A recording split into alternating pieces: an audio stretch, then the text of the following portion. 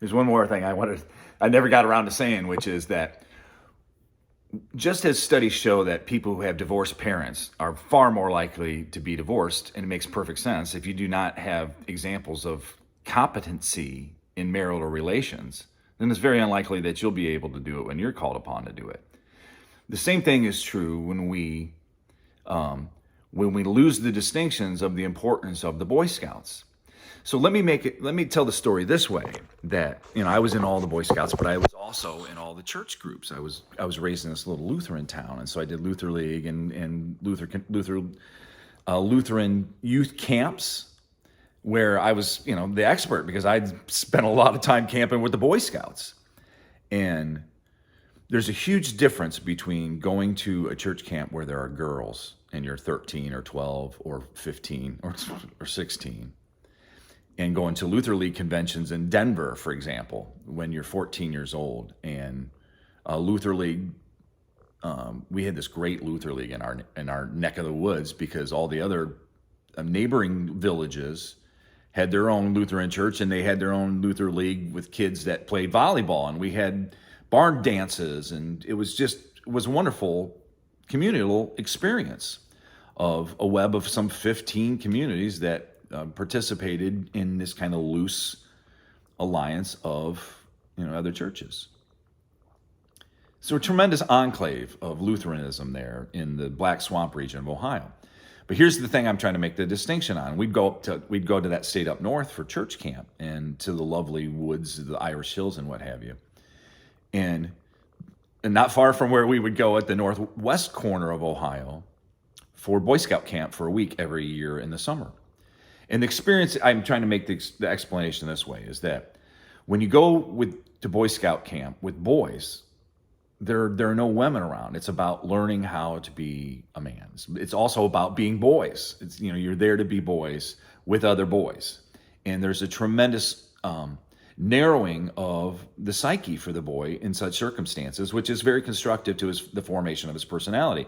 If you are not aware of this, then you are likely to think, well, what harm can be done by adding all the girls?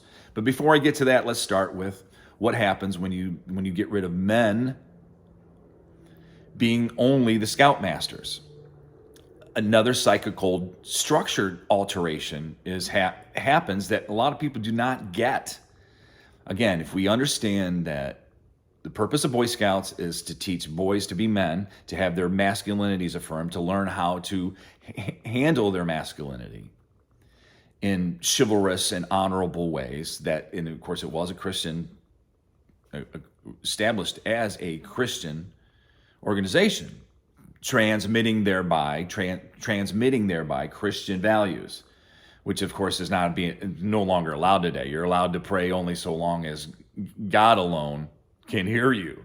You're not allowed to do that in your organizations or in the public square anymore. Nevertheless, that's the way it used to be, and the importance of understanding that a boy's masculinity can only be affirmed by other men. By men. Father affirms the boy. That's the important thing that happens there. If the father's not around to affirm the boy's masculinity, the second best option is an uncle or a grandfather, or an older brother. I mean, there's a whole hierarchy that we can go through it. But to think that a mother or that a scout master who is a woman has the same effect upon a boy's psyche is a tremendous mistake. So let's go back again to the difference of the way the narrowing of the boys' focus is different when you're 14 years old going to Boy Scout camp, where it's all boys and it's all men as your scoutmasters, and you're learning how to be a man, learning how to handle your masculinity in a honorable and chivalrous way. And going to church camp where there's just as many girls as there are boys. If you're a 14-year-old girl crazy boy like I was, your attention and your focus is completely different than what it is when you're at Boy Scout camp. And so your personality, especially people like me, my personality completely changed. I put on an entirely different alterity of personality for church camp than I had with Boy Scout camp. And so what I'm trying to make the point is that we really have robbed boys of their experience to have manly outposts where they can have proper formation of personality. It says the long-haired country boy that you should leave alone. And so the idea, first of all, is a huge mistake to miss the importance of the real vital element of the formation of personality in the Boy Scouts. Then to miss the understanding of the importance of men in boys' lives, to think that we could just interchange women just as naturally. I've known a couple of these scoutmasters, these women who became scoutmasters and didn't see, they had no clue, because they had bought into the lie that women and men are interchangeable. And most of them were terrible autists who didn't know they were autist or artistic, whatever, which way you want to call it. But nonetheless, they were driven by this idea that, the girls deserve it. They're oppressed. They deserve it too. So let's get them in there. And so people who have no idea about these types of things, it's that whole idea that you don't tear down a fence until you know why it's been put up. Or, and I think it was also Chesterton who said that, we have smashed the bowl to free the goldfish. And the poor thing is just flopping around on the floor. And we need to pick that thing up, put it in a world where it can grow, and not have all this. There are proper places for both, is what I'm trying to say. And I look back at the church experience, and I'm astonished at what was permitted. I was talking to someone the other day that we had a Explorer Scout group that emerged from what was a very close-knit slalom skiing club in our little town. We had all the merchants in town, the grocer and the pharmacist, and just the pillars of the community, or the painter or the mason or whomever. And my father was a merchant, but he was also kind of like a mini industrialist there in town. And we would have this caravan of families that would go up to the tip of that state up north to go skiing every year at the Toledo Ski Club's lodge. When they pulled out on Sunday, we would have the lodge for a week each year. And it was a wonderful experience, and you really got to know and love these other families. And for me, it was wonderful to have these wonderful other men as leading lights, role models in my life. And of course, when the high school ski club came up, we took trips up north there.